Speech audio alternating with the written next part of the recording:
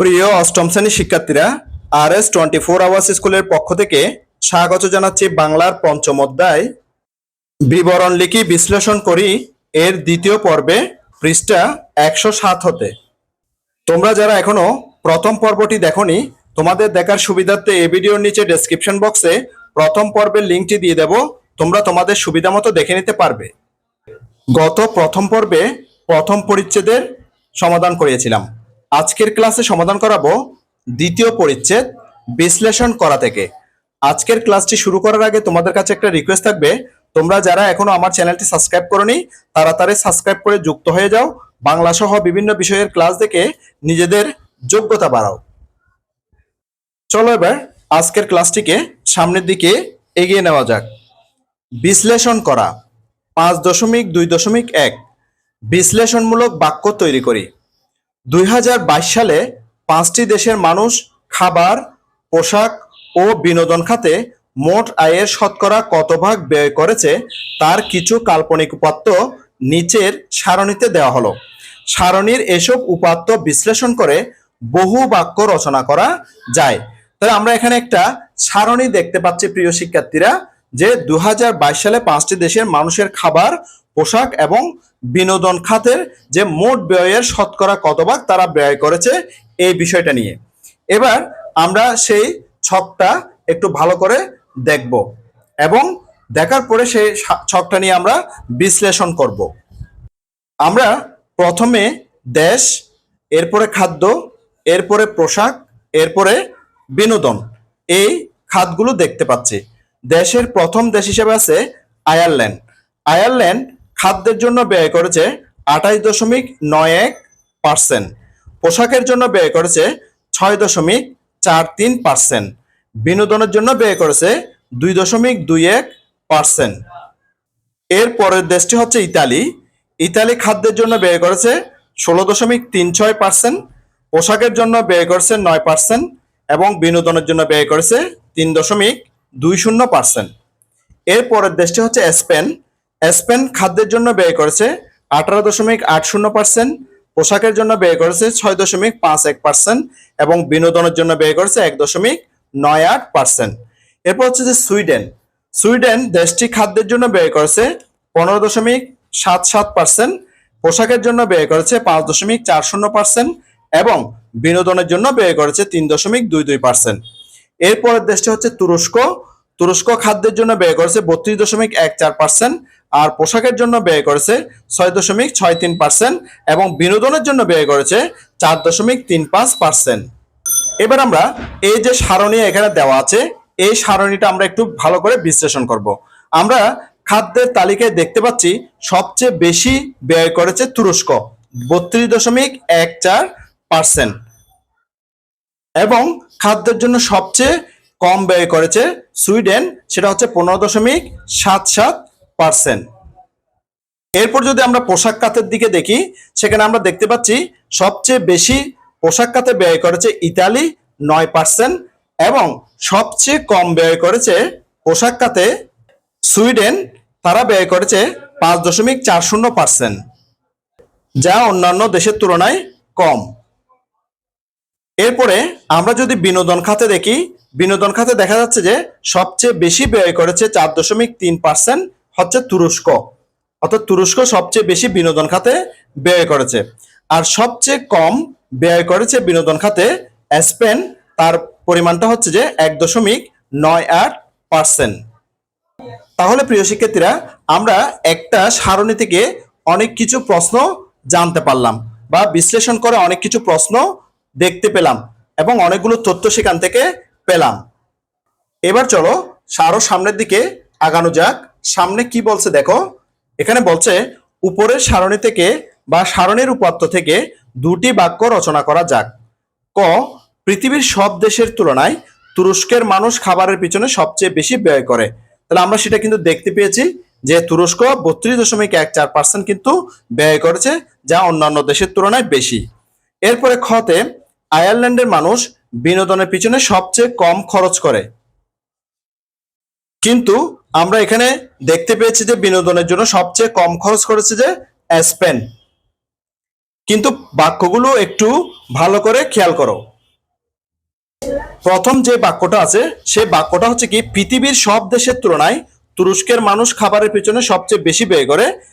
এখানে পৃথিবীর কথা বলা হচ্ছে, কিন্তু আমাদের যে চার্টটা আছে এখানে বা ছকটি আছে, এখানে কিন্তু পৃথিবীর সব দেশ নাই। পৃথিবীর সব দেশ কিন্তু নাই।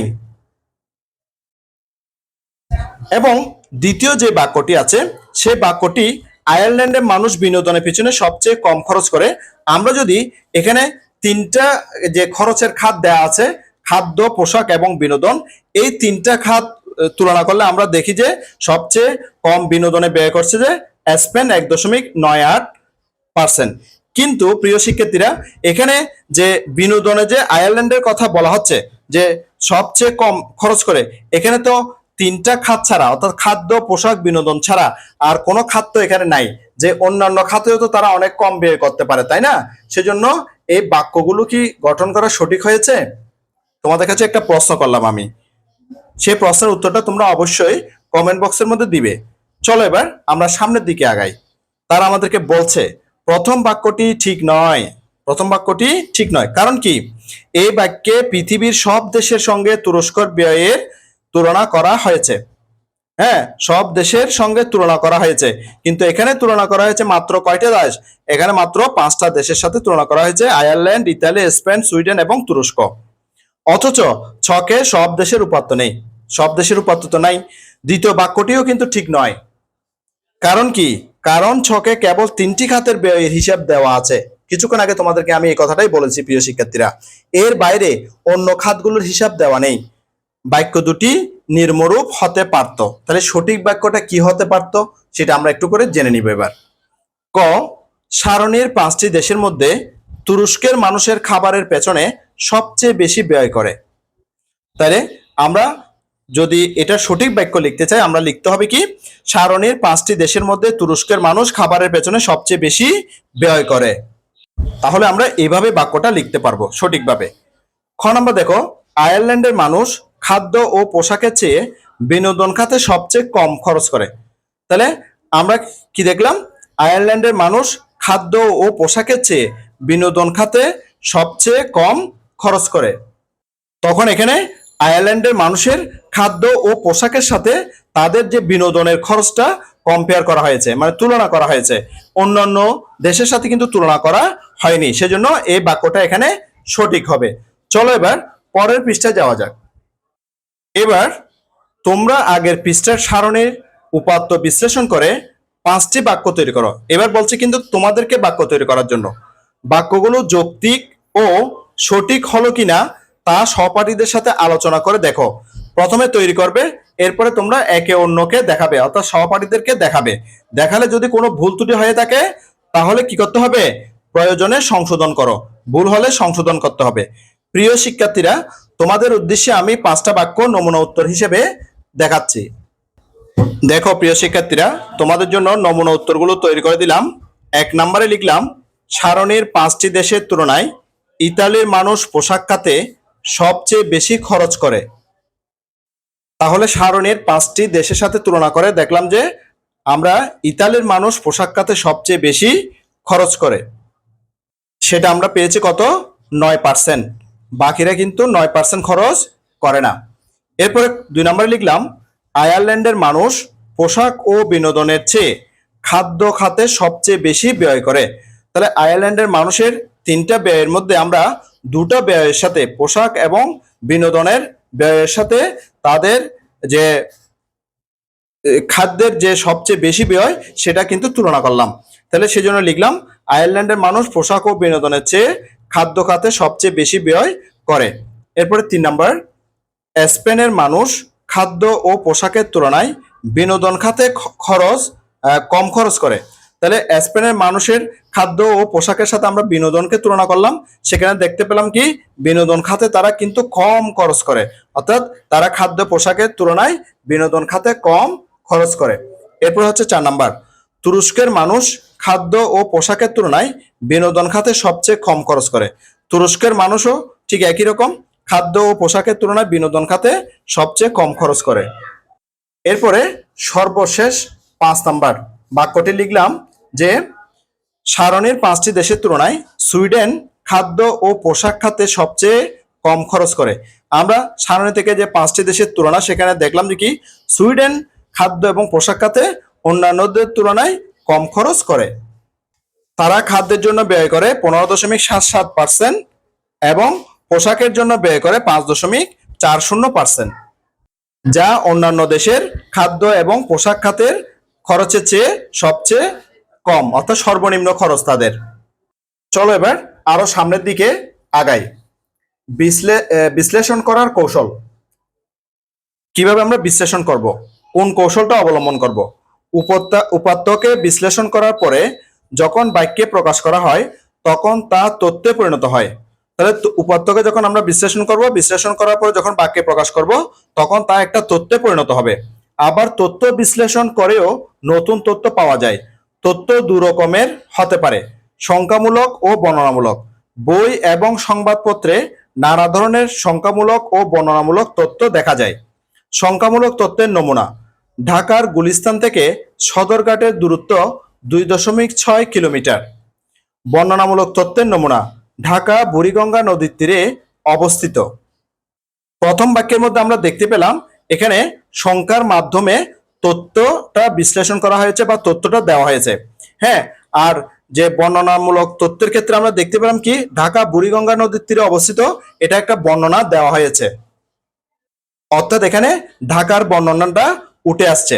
ঠিক একইভাবে যেমন মনে করো বলা যায় যে চট্টগ্রাম কর্ণফুলী নদীর তীরে অবস্থিত। হ্যাঁ, এখানেও কিন্তু যে চট্টগ্রামের বর্ণনাটা এখানে উঠে আসছে। ঠিক আছে।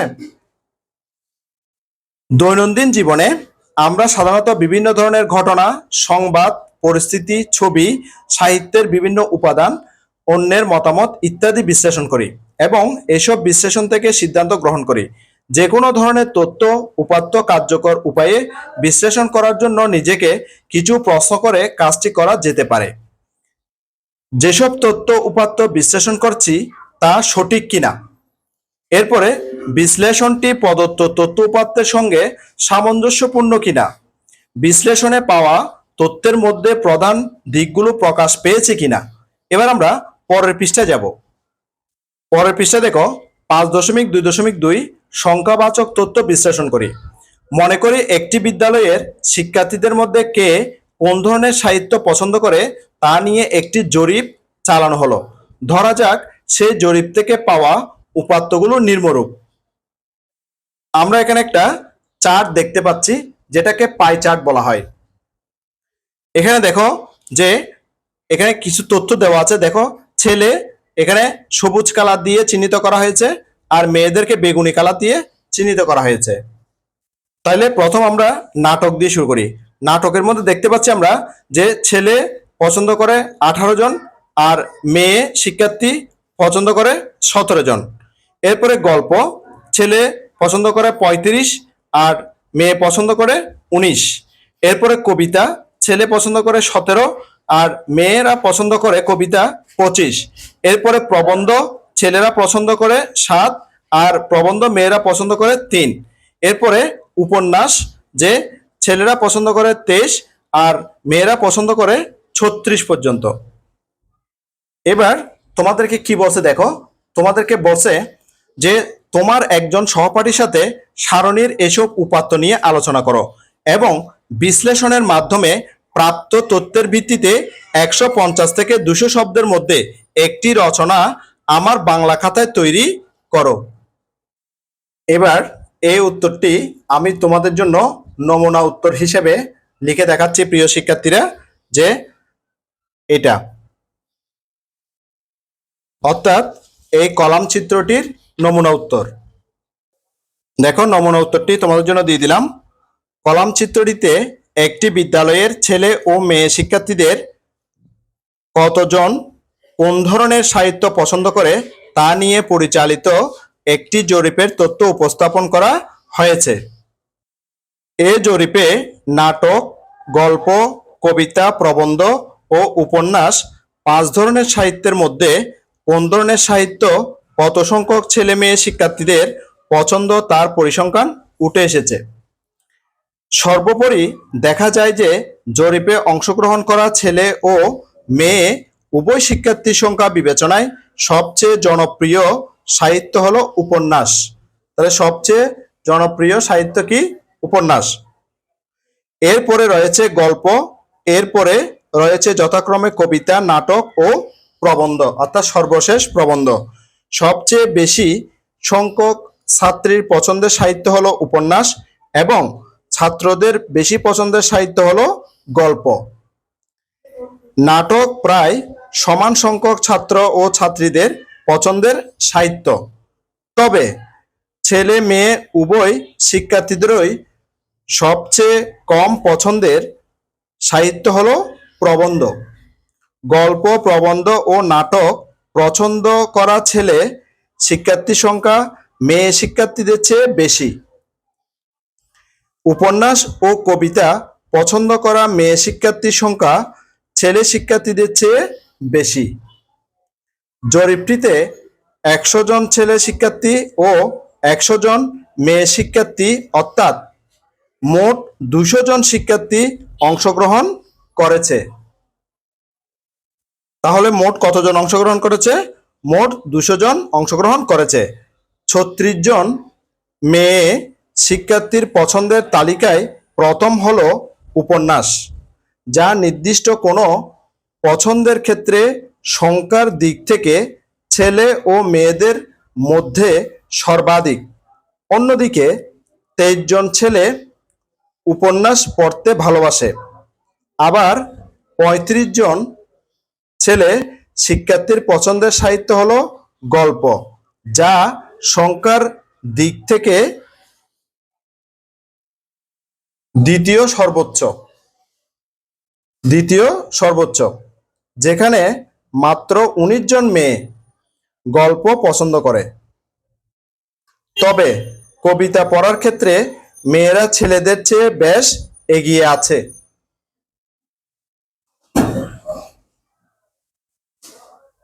প্রায় সমান সংখ্যক ছেলে ও মেয়ে শিক্ষার্থীর যথাক্রমে ১৮ ও ১৭ জন পছন্দের সাহিত্য হলো নাটক। সবচেয়ে কম সংখ্যক শিক্ষার্থীদের পছন্দ হলো প্রবন্ধ। ৭ জন ছেলে ও মাত্র ৩ জন মেয়ে শিক্ষার্থীর নিকট পছন্দের সাহিত্য। তোমাদের দেখার সুবিধার্থে পুরো লেখাটি আমি তোমাদের জন্য ছোট করে দেখালাম, যাতে তোমরা পুরো লেখাটি একসাথে দেখতে পারো। লেখাটির প্রথম অংশটা দেখালাম, এরপরে দ্বিতীয় অংশটা দেখাবো। আশা করছি ইতিমধ্যে তোমরা প্রথম অংশটি লিখে নিয়েছো। চলো এবার দ্বিতীয় বা শেষ অংশটি দেখে নিই। এটি হলো দ্বিতীয় বা শেষ অংশ, যেটা তোমাদের লেখার সুবিধার্থে আমি ছোট করে পুরোটা দেখালাম। আশা করছি তোমরা পুরোটা একসাথে দেখতে পাচ্ছ এবং ইতিমধ্যে তোমরা লেখাটা শেষ করে নিয়েছো। এবার সর্বশেষ কি বলছে দেখো, ৫.২.৩ বর্ণনামূলক তথ্য বিশ্লেষণ করি। দ্বিতীয় অধ্যায়ের দ্বিতীয় পরিচ্ছেদে শওকত আলীর যাত্রা নামে একটি গল্প আছে। এই গল্পে মুক্তিযুদ্ধের সময়ে কিছু মানুষকে নদী পার হওয়ার চেষ্টা করতে দেখা গেছে। ওই পরিস্থিতিতে মানুষগুলো কি ধরনের অনুভূতির মধ্য দিয়ে যাচ্ছে এবং কেন যাচ্ছে তা নিয়ে ১০০ থেকে ২০০ শব্দের মধ্যে একটি বিশ্লেষণমূলক রচনা আমার বাংলা খাতায় তৈরি করো। কাজ শেষে সহপাঠীদের বিশ্লেষণের সাথে নিজের বিশ্লেষণ মিলিয়ে দেখো এবং প্রয়োজনে সংশোধন করো। প্রিয় শিক্ষার্থী, ৫.২.৩ বর্ণনামূলক তথ্য বিশ্লেষণ করি এর নমুনা উত্তরটি আমি তোমাদের জন্য দেখাচ্ছি। ১৯৭১ সালের মুক্তিযুদ্ধে আক্রান্ত ঢাকা শহরের মানুষ হন্যে হয়ে দিক ছুটছে। অনেকে নদী পাড়ে এসে ভিড় করেছে ঢাকা ছেড়ে নিরাপদ স্থানে গিয়ে জীবন বাঁচানোর জন্য। তাড়াহুড়ো করে হাতের কাছে যা পেয়েছে তাই নিয়ে চলে আসে বুড়িগঙ্গার তীরে। তবে মানুষের তুলনায় নৌকা কম থাকার কারণে ঝুঁকি নিয়ে গাদাগাদি করে নৌকাতে উঠতে হয়।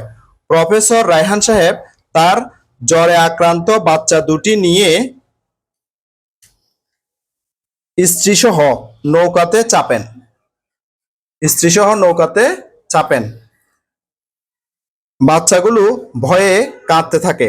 তাদের কাছে এরকম ভয়াবহ অভিজ্ঞতা সম্পূর্ণ নতুন। ভার্সিটি পড়ুয়া ছাত্র আহত হাসান প্রফেসর সাহেবের সহযাত্রী, কোনো কারণে তার পা হাতে জখম হয়েছে। সে লালবাগে থাকতো।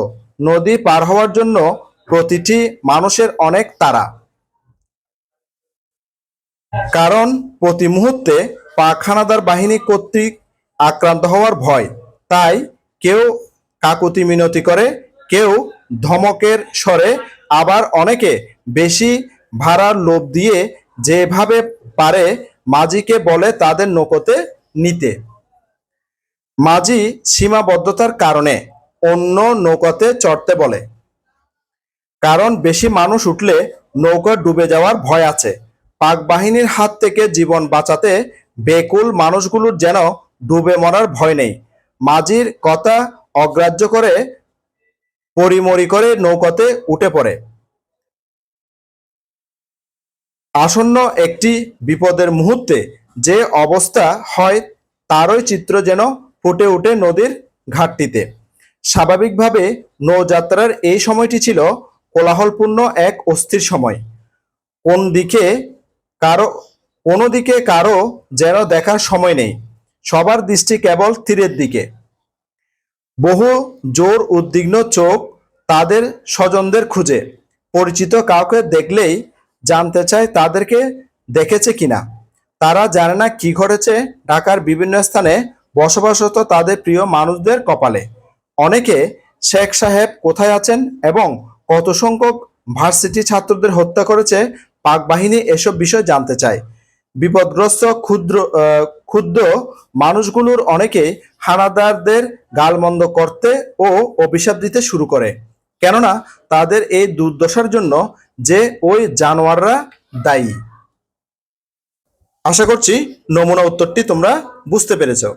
এরই মাধ্যমে আমাদের যে অধ্যায় 5 বিবরণ লিখি বিশ্লেষণ করি, এই অধ্যায়টি শেষ হলো। আমি আগামী পর্বে ষষ্ঠ অধ্যায় সাহিত্য পড়ি সাহিত্য লিখি এই অধ্যায়টি শুরু করব। বাংলার ষষ্ঠ অধ্যায় সাহিত্য পড়ি সাহিত্য লিখি এর প্রথম পর্বটি দেখার আমন্ত্রণ জানাচ্ছি। সাথে সাথে বাংলার অন্যান্য পর্বগুলো দেখারও অনুরোধ জানাচ্ছি এবং বাংলা ছাড়াও বিভিন্ন বিষয়ের ক্লাসগুলো দেখারও অনুরোধ জানাচ্ছি। ইতিমধ্যে তোমরা যারা আমার চ্যানেলটি সাবস্ক্রাইব করে আমার ক্লাসগুলো নিয়মিত দেখতেছো, তোমাদেরকে আমার অন্তরের অন্তঃস্থল থেকে অসংখ্য অসংখ্য ধন্যবাদ। আর যারা সবেমাত্র আজকে প্রথমবার আমার ক্লাসটি দেখলা, তোমাদের প্রতি আমার অনুরোধ রইল তোমরা আমার চ্যানেলটি সাবস্ক্রাইব করে পাশের নোটিফিকেশন অল করে বেল বাটনটিকে বাজিয়ে দাও। আর তোমার বন্ধুদের সাথে ও আত্মীয় স্বজনের সাথে ক্লাসগুলো বেশি বেশি শেয়ার করো, যাতে করে তারাও তোমার মতো দেখে উপকৃত হয়। বাংলা ষষ্ঠ অধ্যায় সাহিত্য পড়ি সাহিত্য লিখি এর প্রথম পর্বটি দেখার আমন্ত্রণ জানিয়ে আজকের ক্লাসটি এখানে শেষ করতেছি। সবাই ভালো থাকবা, সুস্থ থাকবা, অবশ্যই নিরাপদে থাকবা। সবাইকে ধন্যবাদ।